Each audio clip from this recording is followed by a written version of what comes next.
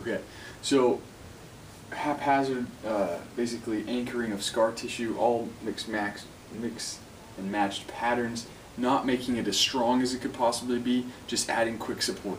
That's all about the repair phase.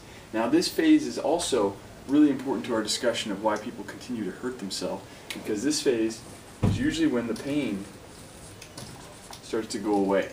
Okay, so why that's important is because this is not necessarily as strong as it can be yet. We've just really hammered a bunch of stuff on the outside of it and really haven't really fixed that integrity within the joint structure. I hope you guys follow that.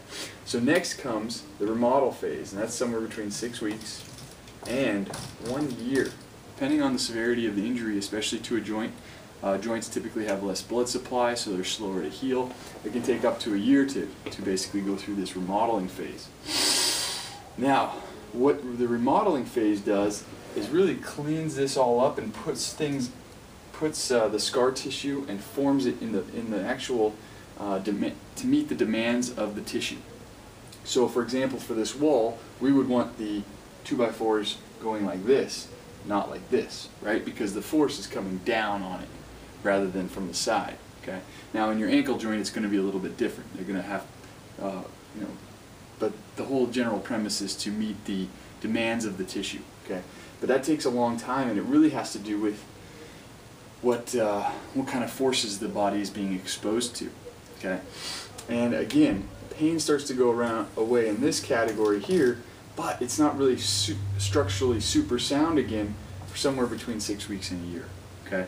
So when you first injure yourself and it starts to feel better, you still got to think about, I got to take it still a little bit easy because we haven't necessarily gone through the remodeling phase. Now, if it's a joint that's been subluxated and misaligned as well during that sprain, which usually happens, it's never going to go through this remodel phase like it should if it's not put back into the proper range of motion, proper position.